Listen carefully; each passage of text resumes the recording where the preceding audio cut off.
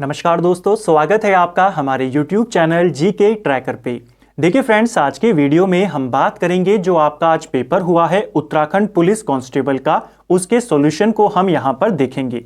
आप में से जिसका ये पेपर था, आप अपने आंसर को यहां पर मैच कर सकते हैं और अपना स्कोर कमेंट बॉक्स में जरूर कमेंट करें कि आपके कितने यहां पे सही आंसर हुए हैं। इसके अलावा जिनका ये पेपर नहीं था, वो आने वाले पेपरों के लिए यूकेपीएससी का पैटर्न यहां पर देख सकते हैं, क्योंकि काफी सारी नई चीजें आपको यहां पर देखने को मिलती हैं।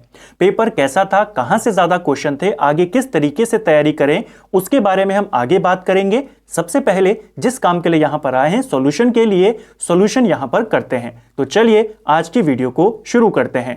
पहला प्रश्न है, जब लिखने से कोई अंश छूट जाता है तो उसे प्रदर्शित करने के लिए कौन सा चिन्ह प्रयुक्त होता है। तो जब लिखने में कोई शब्द छूट जाता है या कुछ गलती हो जाती है, हम इस चिन्ह का इस्तेमाल करते हैं, जिसे हंस पद चिन्ह बोला जाता है। भाषा की सबसे छोटी ध्वनि इकाई जिसकी खंड न किए जा सके क्या कहलाती है। तो सबसे छोटी ध्वनि इकाई भाषा की, उसे वर्ण कहते हैं। Option C. अंतिम शब्द में कौन सा प्रत्यय है। अंत धन इम, अंतिम, तो यहां पर आपका इम प्रत्यय लगा हुआ है। निम्नलिखित में से स्त्रीलिंग शब्द कौन सा है। तो इनमें से आपने बताना था स्त्रीलिंग शब्द जो अरावली है, अरावली की पहाड़ियां, अरावली का पहाड़ियां नहीं होता, तो ऑप्शन बी सही आंसर हो जाएगा। रेलगाड़ी किन भिन्न भिन्न भाषाओं के शब्दों के जोड़ से बना है।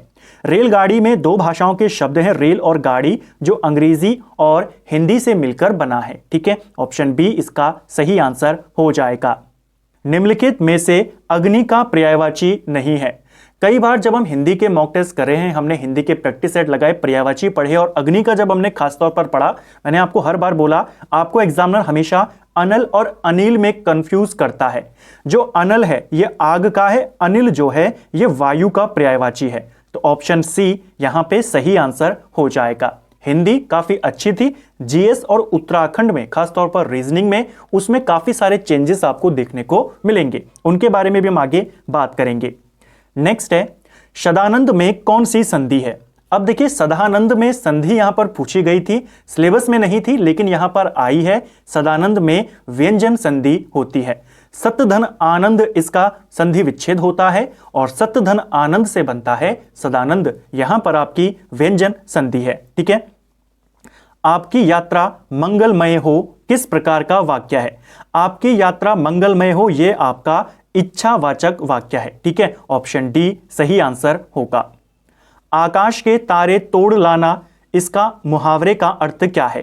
तो आकाश के तारे तोड़ लाना मुहावरा सिंपल था, इसका अर्थ होता है बहुत बड़ा या असंभव कार्य करना, उसे बोला जाता है। ठीक है, अगला था टिप्पण की भाषा होनी चाहिए। तो टिप्पण की भाषा कैसी होनी चाहिए, काव्यात्मक नहीं होनी चाहिए, क्योंकि आपको बिल्कुल नोट्स बनाने हैं। ठीक है, टू द पॉइंट्स लिखना है। तो कविता नहीं होनी चाहिए, कल्पना नहीं होनी चाहिए, आपकी कोई भावनाएं नहीं होनी चाहिए। टिप्पण की भाषा वस्तु प्रधान होनी चाहिए, टू द पॉइंट होनी चाहिए। नेक्स्ट है, शब्दावली का अर्थ क्या होता है। शब्दावली का अर्थ होता है आपका शब्दों का समूह। ऑप्शन डी सही आंसर हो जाएगा। ठीक है, कंप्यूटर के संदर्भ में चाणक्य क्या है। तो कंप्यूटर का क्वेश्चन यहां पर डाल दिया गया हिंदी के साथ, तो इसको भी आपको अब समझते हुए चलना है। कंप्यूटर के संदर्भ में जो चाणक्य है, यहां एक फॉन्ट का नाम है। ऑप्शन सी सही आंसर हो जाएगा। ठीक है, फॉन्ट का नाम है चाणक्य। कबीर निम्नलिखित शाखा के प्रतिनिधि कवि हैं। तो कबीर जो थे, कबीरदास, किस शाखा के कवि थे। सही आंसर है ज्ञानश्री शाखा के। ऑप्शन बी हमारा सही उत्तर हो जाएगा। ठीक है, निर्गुण शाखा थी, उसी की एक उप शाखा है ज्ञानश्री शाखा, उसके कवि थे कबीरदास। ठीक है, कृष्ण गीतावली के रचयिता कौन है। तो कृष्ण गीतावली के रचयिता तुलसीदास हैं। ऑप्शन सी सही आंसर है। कर्मभूमि के लेखक का नाम क्या है। तो कर्मभूमि, हिंदी साहित्य से भी आपसे काफी अच्छे क्वेश्चन यहां पर पूछे गए हैं। तो कर्मभूमि के रचयिता प्रेमचंद थे। हिम किरीटनी के रचयिता का नाम क्या है। तो हिम किरीटनी, इसके रचयिता हैं माखनलाल चतुर्वेदी। नेक्स्ट है, महादेवी वर्मा के रेखा चित्र भक्तिन के प्रमुख पात्र भक्तिन का वास्तविक नाम क्या है। तो देखिए, भक्तिन का वास्तविक नाम ये पहले भी पेपर में पूछा गया है, इनका वास्तविक नाम है लक्ष्मण। जैसे मैंने आपको बोला था उसमें जब हमने जो लेखक थे इनके एमसीक्यू करे थे कि जो इसकी मुख्य पात्र है भक्तिन की, इसका नाम है लक्ष्मी, और लक्ष्मी को ही लक्ष्मण भी लिखा जाता है कई कई जगहों पर। ठीक है, नेक्स्ट है भारतीय आर्य भाषा के विकास क्रम में पाली और प्राकृत के बाद तीसरी भाषा कौन सी है? तो पाली और प्राकृत के बाद अपभ्रंश का क्रम आता है, ऑप्शन सी। कुमाऊनी बोली का क्षेत्र है, तो कुमाऊनी बोली आप कर देंगे नैनीताल और अल्मोड़ा के क्षेत्र में बोली जाती है। देवनागरी लिपि का जन्म हुआ है, रिपीटेड क्वेश्चन है, बहुत बार पेपरों में आया है। देवनागरी लिपि आपकी ब्रह्म लिपि से हुई है। ठीक है, तो ये हिंदी थी। हिंदी काफी सिंपल थी, ज्यादा ऐसे क्वेश्चन नहीं थे कि बिल्कुल ही आपसे व्याकरण भी यहां पर सिंपल था, और हिंदी साहित्य के आपसे काफी अच्छे क्वेश्चन पूछे गए थे। तो ये हिंदी साहित्य थी। जो मैक्सिमम क्वेश्चन थे, अगर आप 20 क्वेश्चन की बात करेंगे हिंदी में, मैक्सिमम क्वेश्चन प्रीवियस ईयर के थे। ना सिर्फ उत्तराखंड के, अलग अलग स्टेट्स के जो पेपर थे वहां से आपसे पूछे गए थे, टू द पॉइंट ये क्वेश्चन वहीं से उठाए गए थे। ठीक है, खासतौर पर हिंदी के। चलिए अब हम जीके के बारे में बात करेंगे। करंट अफेयर बहुत यहां पर पूछी गई है, तो करंट अफेयर पर अब आपको ज्यादा फोकस करना है। करंट अफेयर खास तौर पे जो आपके जो टेक्नोलॉजी है उसको लेकर के और जो इकोनॉमी है उसको लेकर के आपको बहुत अच्छे से उनको कवर करना होगा। चलिए अब देखते हैं। भारतीय उपग्रह कलाम सेट V2 के प्रक्षेपण की तिथि क्या है? तो भारतीय एक सैटेलाइट है कलाम सेट, इसको प्रक्षेपित किया गया था 24 जनवरी 2019 को। तो इतना पुराना करंट अफेयर विथ डेट यहां पर पूछा गया है। ठीक है, कोविशील्ड भारत की कोविड वैक्सीन का उत्पादन किसके द्वारा किया जा रहा है? तो कोविशील्ड जो है इसे सीरम इंस्टीट्यूट बनाता है। ठीक है, और जो कोवैक्सीन थी उसे भारत बायोटेक बनाता था। गेहूं के दाने होते हैं, तो गेहूं के दाने क्या होते हैं? यूपीपीसीएस में क्वेश्चन आया था, यूपीपीएससी में आया था। गेहूं के दाने उसके फल होते हैं, ऑप्शन बी सही आंसर हो जाएगा। जस्टिस पीसी घोष का कार्यकाल पूरा होने के बाद लोकपाल के अध्यक्ष का प्रभार किसे दिया गया है? देखिए, भारत के पहले लोकपाल के अध्यक्ष कौन थे? पिनाकी चंद्र घोष। इनका कार्यकाल पूरा होने के बाद जस्टिस प्रदीप कुमार मोहंती को इनका प्रभार दिया गया है, ऑप्शन ए। तो करंट अफेयर काफी था। निम्न में से किसे प्रथम लता दीनानाथ मंगेशकर अवार्ड 2022 से सम्मानित किया गया था? यह भी एक इंपॉर्टेंट क्वेश्चन था, करंट अफेयर का था और काफी न्यूज में रहा था। प्रधानमंत्री नरेंद्र मोदी को यह अवार्ड मिला था, ऑप्शन ए। किस शहर ने 12वें डेफ एक्सपो 2022 की मेजबानी करी थी? तो जो 12वां डिफेंस एक्सपो हुआ था गुजरात की राजधानी गांधीनगर में हुआ था। निम्न में से किसने जनवरी 2022 में आयोजित सैयद मोदी अंतर्राष्ट्रीय टूर्नामेंट में महिला एकल का खिताब जीता? खेलों से भी क्वेश्चन बने हैं, ये जीता है पीवी सिंधु ने, ऑप्शन ए सही आंसर हो जाएगा। तो करंट अफेयर काफी अच्छा पूछा गया है जीएस के अंदर और काफी ज्यादा मात्रा में पूछा गया है।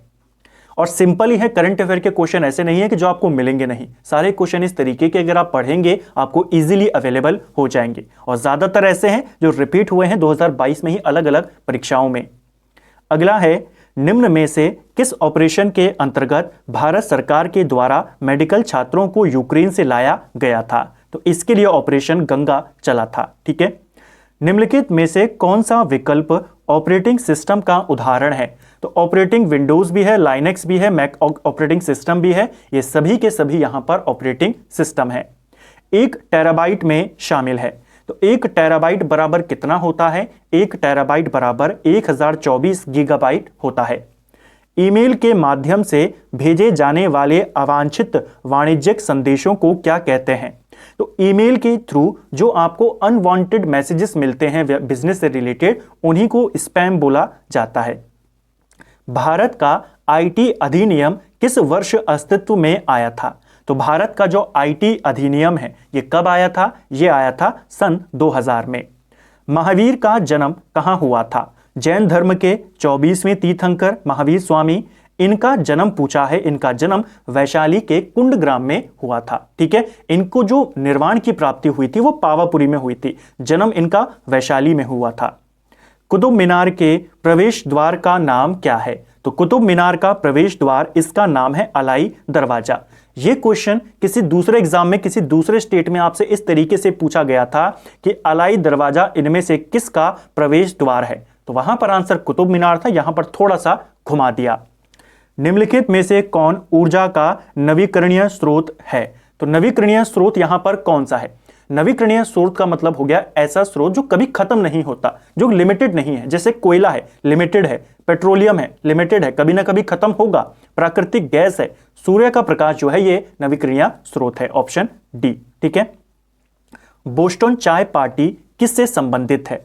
देखिए, बोस्टन चाय पार्टी की बात करें, यह अमेरिकी क्रांति से संबंधित है, ऑप्शन ए सही आंसर हो जाएगा। जो गौरवशील क्रांति थी ये इंग्लैंड में हुई थी। इंग्लैंड में एक धार्मिक क्रांति होती है, उसे बोला जाता है आपकी ग्लोरियस क्रांति, ग्लोरियस रेवोल्यूशन या गौरवशील क्रांति। अमेरिकी क्रांति से संबंधित है बोस्टन टी पार्टी। ठीक है। बुशमैन का क्षेत्र कहां पड़ता है? तो बुशमैन क्षेत्र जो है आपका, ये आपके कालाहारी मरुस्थल में पड़ता है, ऑप्शन डी सही आंसर हो जाएगा। भारत वन स्थिति सर्वेक्षण 2021 के अनुसार निम्नलिखित राज्यों में से किस में सर्वाधिक वन क्षेत्र है?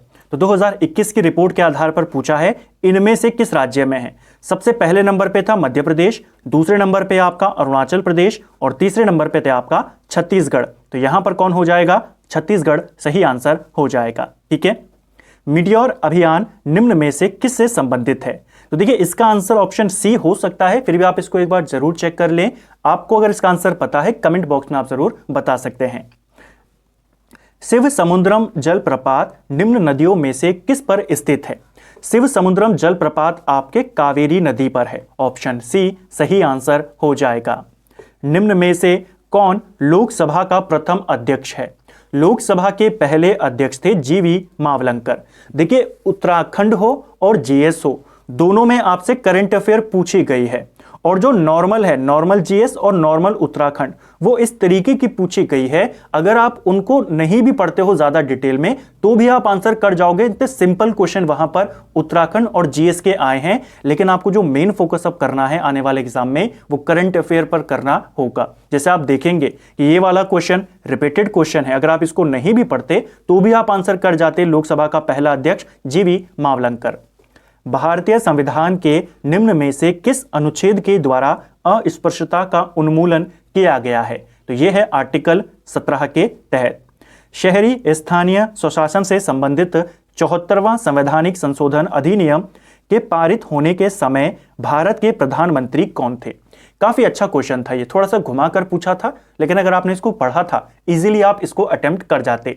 देखिए, जो 74वां संवैधानिक संशोधन था, 73वां और 74वां दोनों एक साथ पारित होते हैं, अगल बगल ही पारित होते हैं, 1993 में होते हैं लगभग। ठीक है।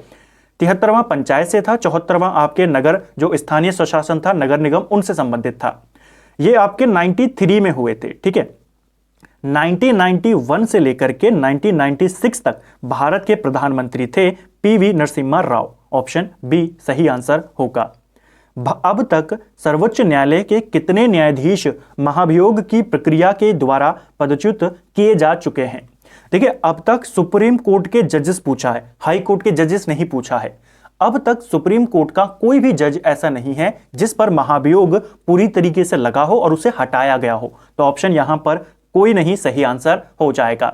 जस्टिस रामास्वामी थे, 1993 पे उन पर लगा था लेकिन पारित नहीं हो पाया था। ठीक है। बाकी किसी पर भी नहीं लगा है, बाकी हाई कोर्ट के जजेस पर लगा है लेकिन वो भी हटे नहीं हैं, वो भी पहले ही इस्तीफा दे देते हैं। तो एकमात्र जज सुप्रीम कोर्ट के रामास्वामी, बाकी हाई कोर्ट के हैं लेकिन हटा कोई भी नहीं है। अगर हम ओवरऑल की भी बात करें, यहां पर तो केवल सुप्रीम कोर्ट पूछा था, तो आंसर होगा 0। ठीक है। आर्थिक सर्वेक्षण 2021-22 के अनुसार कौन सा देश भारत का सर्वोच्च निर्यात गंतव्य है? तो भारत सबसे ज्यादा एक्सपोर्ट किस देश को करता है? यह करता है अमेरिका को। और सबसे ज्यादा इंपोर्ट किससे करता है? वो करता है चाइना से। सबसे ज्यादा सामान भारत अमेरिका को भेजता है और चाइना से मंगाता है। निम्न में से कौन सा भारत सरकार की काश्तकारी व्यवस्था में सुधार का अंग नहीं है? तो कौन सा इसमें से नहीं है? देखिए, लगान का नियमन, काश्त अधिकार की सुरक्षा, काश्तकारों को स्वामित्व का अधिकार, ये सारे काश्तकारी व्यवस्था से संबंधित हैं, लेकिन भूमि की चकबंदी इससे रिलेटेड नहीं है। ऑप्शन सी सही आंसर होगा। किन दो बैंकों का हाल ही में पंजाब नेशनल बैंक में विलय किया गया है? तो पीएनबी के साथ इनमें से किन बैंकों का विलय हुआ है? ओरिएंटल बैंक ऑफ कॉमर्स और यूनाइटेड बैंक ऑफ इंडिया, इनका विलय हुआ है पीएनबी के साथ। ठीक है, नेक्स्ट है, निम्नलिखित में से कौन सी भारत में संघीय वित्त की समस्या नहीं है? तो कौन सी नहीं है? सही आंसर है राज्यों की स्वायत्तता का प्रश्न। बाकी सभी यहां पर इसके समस्या हैं वित्त से संबंधित। ठीक है, उस एकमात्र विदेशी शक्ति का नाम बताएं जिसने सन 1857 की क्रांति में या विद्रोह को दबाने के लिए अंग्रेजों की सक्रिय रूप से मदद करी थी। अंग्रेजों को सहायता करी थी नेपाल ने। ऑप्शन सी सही आंसर हो जाएगा। तो ये जीएस वाला पार्ट था। काफी सारे क्वेश्चन आप देखें करंट अफेयर के थे और जीके जो पूछा गया था एक दो क्वेश्चन को छोड़कर बाकी पूरा जीएस बिल्कुल सिंपल था। अब यहां पर रीजनिंग के प्रश्नों को देखते हैं। यदि प्लस का अर्थ यहां पर पूरी टेबल दी थी कि इसका अर्थ ये होगा, तो इस पूरी इक्वेशन को आपने सॉल्व करना था। सही आंसर होगा 77। निम्नलिखित में लुप्त संख्या का ज्ञात कीजिए। तो 3 चक्को आपने करना था और इधर से 5 दूनी 10 करना था, दोनों को जोड़ देना था। वही उसने यहां पर भी किया है। 7 चक्को 28, 9 पंजे 45, दोनों को जोड़ दिया, 73 आंसर। एक कार 2 स्टेशन के बीच 60 किलोमीटर प्रति घंटे की चाल से चलती है और 90 किलोमीटर प्रति घंटे की औसत चाल से वापस आ जाती है। पूरी यात्रा के दौरान उसकी एवरेज स्पीड आपने बतानी है। एवरेज स्पीड यहां पर होगी 72 किलोमीटर प्रति घंटा। ऑप्शन सी सही आंसर होगा। नीचे दी गई सूचना के आधार पर निर्णय कीजिए कि 5 दोस्त हैं ABCDE, कौन सबसे लंबा है? तो इनमें से आपने बताना था। 2 सूचनाएं आपको दी थी कि डी जो है ए और सी से लंबा है, यानी ए और सी तो आंसर नहीं होंगे। ठीक है, दूसरा था जो बी है वो ई से छोटा है लेकिन डी से लंबा है, तो ई यहां पर आपका सही आंसर हो जाएगा। क्योंकि जो बी है डी से तो लंबा है यानी कि डी भी छोटा हो गया, लेकिन ई से छोटा है तो बी भी बाहर, डी भी बाहर, ए भी बाहर, केवल एक बचा ई। जब एक समतल दर्पण में देखा जाता है तो एक घड़ी 8:30 का समय दिखाती है। सही समय क्या होगा? जब किसी मिरर में देखा जाता है तो 8:30 बजे हैं। आपको अगर रियल समय निकालना है 11/11.60 से आप माइनस कर देते हैं तो 8:30 को 11:60 से माइनस करेंगे 8:30 को, तो आपका आंसर आ जाएगा 3.5 घंटे। ऑप्शन बी सही उत्तर होगा। दिए गए आरेखों में से कौन सा आरेख तरल पिज्जा दूध के बीच संबंध को सर्वोत्तम रूप से दर्शाता है? इन तीनों का संबंध दर्शाता है ऑप्शन चौथा वाला। ठीक है, क्योंकि जो दूध होता है वो खुद तरल होता है, पिज्जा इसमें अलग है। ठीक है, ऑप्शन 4 वाला सही है, ऑप्शन डी। ठीक है, गाय और मुर्गियों के एक समूह में पैरों की संख्या सिरों की संख्या के 2 गुने से 14 अधिक है। गायों की संख्या कितनी होगी? तो रीजनिंग हम बाद में सॉल्व करेंगे जब इस प्रकार के क्वेश्चनों को देखेंगे। अगर आप इसका आंसर करेंगे, इसका आंसर आएगा आपका ऑप्शन बी 7 सही उत्तर हो जाएगा। दी गई आकृति में त्रिभुजों की संख्या कितनी है? तो इसे आप काउंट करके कमेंट बॉक्स में बताइएगा। एक व्यक्ति का मुख दक्षिण दिशा की ओर है और वह वामावर्त दिशा में 135 डिग्री मुड़ता है। इसके बाद वो 180 डिग्री दक्षिणावर्त में मुड़ता है। उसका मुख किस दिशा में होगा? अब उसका मुख दक्षिण पश्चिम दिशा की ओर है। ऑप्शन डी सही आंसर है। मानव नेत्र किसी वस्तु का प्रतिबिंब कहां पर बनाते हैं? तो मानव जो नेत्र होते हैं ये बनाते हैं दृष्टि पटल पर। ऑप्शन डी सही आंसर हो जाएगा। और ये भी प्रीवियस ईयर का क्वेश्चन था, यूजीटी के पेपर में ये पूछा गया था यूपी में। अनुक्रम यहां पर एक सीरीज आपको दी है, तो 10 प्रॉपर क्वेश्चन और बिल्कुल अच्छे क्वेश्चन आपको दिए गए थे रीजनिंग के। अनुक्रम की बात करें तो इसमें अगर आप सीरीज देखेंगे 1 3 5 7 आगे आएगा 9, नीचे देखेंगे 2 4 8 16 32। ऑप्शन ए सही आंसर है। तो ये था जीएस का, जिसे अगर आप तोड़ेंगे तो आप देखेंगे करंट अफेयर के आपको काफी क्वेश्चन मिलेंगे, 10 से 15 के करीब आपको क्वेश्चन मिलेंगे। फिर कुछ क्वेश्चन जीएस के हैं और बाकी के आपका रीजनिंग। तो ये भी ठीक थी, लेकिन करंट अफेयर पर बहुत ज्यादा फोकस होगा। अब यहां पर राज्य से रिलेटेड कुछ क्वेश्चन हैं, उनको देखेंगे। 40 क्वेश्चन उत्तराखंड से रिलेटेड। भारतीय हिमालय की पूर्वी और पश्चिमी सीमाएं क्या हैं? तो जेके का क्वेश्चन उत्तराखंड में यहां पर डाला है। ठीक है, भारतीय हिमालय की पूर्वी और पश्चिमी सीमाओं की बात करें तो नंगा पर्वत से लेकर के नामचा बरवा पर्वत तक। निम्नांकित जनपदों में से नंदा देवी शिखर किस में स्थित है? तो तो नंदा देवी शिखर आपके चमोली में है, सिंपल सा क्वेश्चन था। पर्वतीय क्षेत्रों में मिट्टी कटाव को रोका जा सकता है, किस तरीके से रोका जा सकता है? सीढ़ीनुमा खेती करके इसे रोका जा सकता है। ठीक है, नेक्स्ट है हमारा, निम्नांकित में से कौन सा युग्म सही सुमेलित है? तो इनमें से आपका कौन सा युग्म सही है? देवरिया ताल रुद्रप्रयाग में है, यह सही है, बाकी सारे युग्म आपके गलत हैं। निम्नांकित में से कौन सा दर्रा गोरी जलागम से संबंधित नहीं है? तो कौन सा दर्रा है जो गोरी के जो जल नदी है, गोरी नदी, गोरी गंगा, उससे रिलेटेड नहीं है? देखिए, ऊंटा धूरा, बाकी बेलचा धूरा, रालम दर्रा, ये सारे आपके पिथौरागढ़ में है। गोरी नदी भी यहीं से आती है, जबकि मुलिंगला दर्रा आपके उत्तरकाशी में है, और पिथौरागढ़ और उत्तरकाशी के बीच में पूरा चमोली पड़ता है। तो इसे आप इस तरीके से भी कर सकते थे। ठीक है, निम्नलिखित में हिमनद और जनपद में कौन सा युग्म सही सुमेलित नहीं है?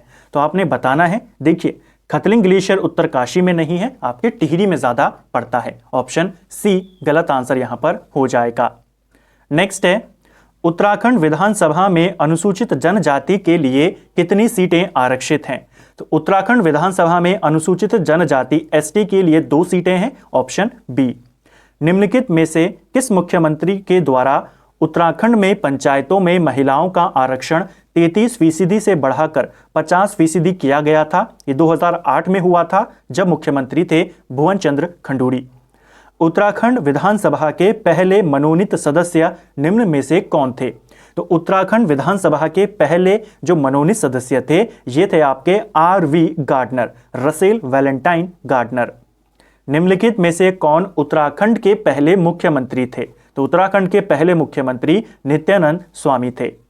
उत्तराखंड विधानसभा के पहले अध्यक्ष कौन थे? तो पहले अध्यक्ष प्रकाश पंत थे। ठीक है, जैसे मैंने आपको बोला, क्वेश्चन ऐसे थे यूके और जीके के जो आप सिंपल क्वेश्चन थे, ज्यादा अगर आप इन पे फोकस भी नहीं करते तो भी आप इनको कर जाते, लेकिन जो मेन क्वेश्चन थे वो थे करंट अफेयर के। बाकी इनमें भी कुछ क्वेश्चन थे, लेकिन उनकी संख्या 1 या 2 ही क्वेश्चन थी। जैसे ऊपर हमने 1857 में नेपाल वाला देखा, बाकी सारे क्वेश्चन आपके सिंपल थे, जैसे हम यहां पर देख रहे हैं। और ये क्वेश्चन आपके उत्तराखंड में यूकेएसएससी में भी और यूकेपीएससी में बहुत बार आए हैं, चाहे सीटों की संख्या हो, चाहे विधानसभा अध्यक्ष, पहला मुख्यमंत्री, बहुत समय से यही क्वेश्चन यहां पर बनते आ रहे हैं।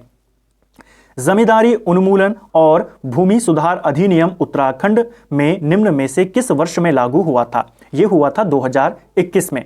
एक क्वेश्चन यह है, उत्तराखंड से राज्यसभा में सदस्यों की संख्या कितनी है? तो राज्यसभा में 3 है, लोकसभा में 5 है। उत्तराखंड में नंदा देवी शिखर की ऊंचाई कितनी है? नंदा देवी शिखर की यहां पर पूछी थी, एग्जैक्ट जो हम पढ़ते हैं इसकी 78-17 है, लेकिन जो सबसे नजदीक है आप इसको टिक करेंगे, ऑप्शन ए।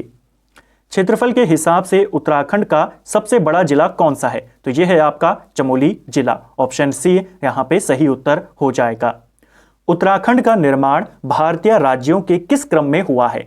देखिए, मैंने आपको बोला था जब आपसे क्वेश्चन आएगा तो आपको पूछेगा वर्तमान में बताइए, या जब उत्तराखंड बना था कौन से नंबर का बना था? तो उत्तराखंड 27वें राज्य के रूप में गठित यहां पर हुआ था। ठीक है, चलिए नेक्स्ट है, उत्तराखंड के किस क्षेत्र में पहली व्यावसायिक अंतरिक्ष स्थिति जन्य जागरूकता वेधशाला स्थापित की जाएगी? तो ये की जाएगी गढ़वाल क्षेत्र में, गढ़वाल मंडल में से स्थापित किया जाना है।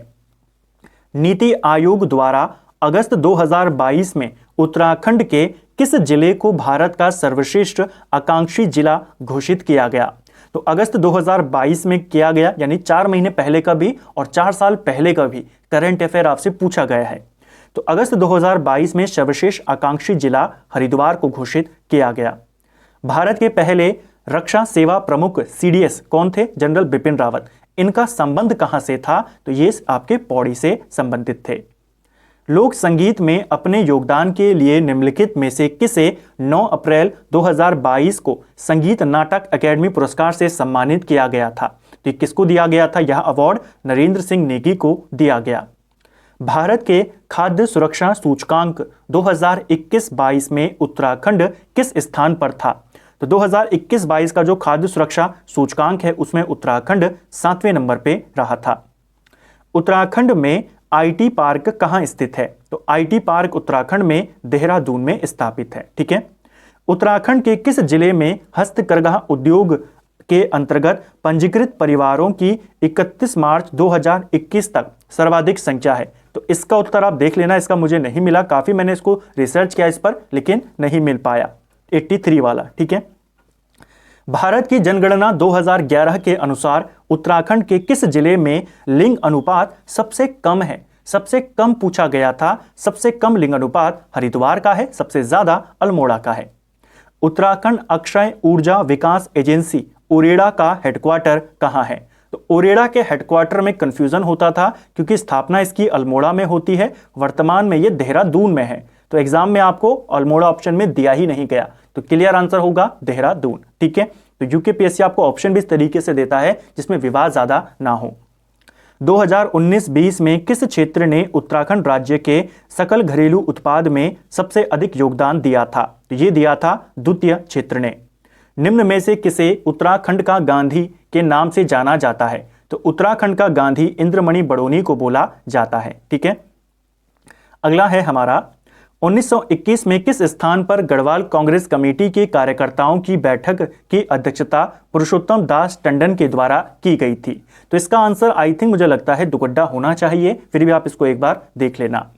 गढ़वाल का बारदोली के रूप में विख्यात है, तो गढ़वाल का बारदोली गुजड़ू को कहते हैं, ऑप्शन बी।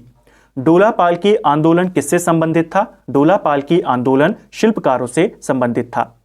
1857 के विद्रोह के प्रस्फुटन के समय कुमाऊं का कमिश्नर कौन था? तो 1857 के विद्रोह के समय कुमाऊं का कमिश्नर हेनरी रैमजे था, ऑप्शन बी। मथुरा प्रसाद नैथानी व कुछ अन्य गढ़वालियों ने निम्नलिखित में से किस स्थान पर 1907 में गढ़वाल भ्रात मंडल की स्थापना की थी?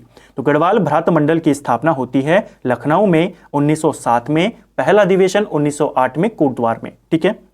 अल्मोड़ा में सबसे पहले प्रेस खोलने और समाचार प्रकाशित करने का श्रेय किसे जाता है? तो ये जाता है बुद्धि बल्लभ पंत को। 1870 से यही लेकर आए थे, 71 से जो आपका अल्मोड़ा अखबार था। कौन कुर्मांचल केसरी के नाम से प्रसिद्ध हुआ है? तो कुर्मांचल केसरी के नाम से बद्रीदत्त पांडे को जाना जाता है। गढ़वाल कांग्रेस कमेटी के निमंत्रण पर पंडित जवाहरलाल नेहरू किस वर्ष दुगड्डा आए थे? ये आए थे 1936 में। सविनय अवज्ञा आंदोलन के दौरान अल्मोड़ा नगर पालिका भवन पर तिरंगा फहराने वालों में निम्नलिखित में से कौन नहीं थी? ये क्वेश्चन आपकी परीक्षा वाणी से बना है। होमवती देवी उसमें शामिल नहीं थी, मंगला देवी, रेवती देवी, जीवंती देवी ये सब उसमें शामिल थी। गंगा का निर्माण किन नदियों के संगम का परिणाम है? तो गंगा आपकी भागीरथी और अलकनंदा से मिलकर बनी है, लेकिन कहां पर मिलती हैं? देवप्रयाग में, ऑप्शन ए सही आंसर होगा। श्री बद्रीनाथ निम्न में से किस नदी के किनारे स्थित है? तो बद्रीनाथ धाम अलकनंदा के तट पर स्थित है, ऑप्शन सी सही आंसर हो जाएगा। ठीक है।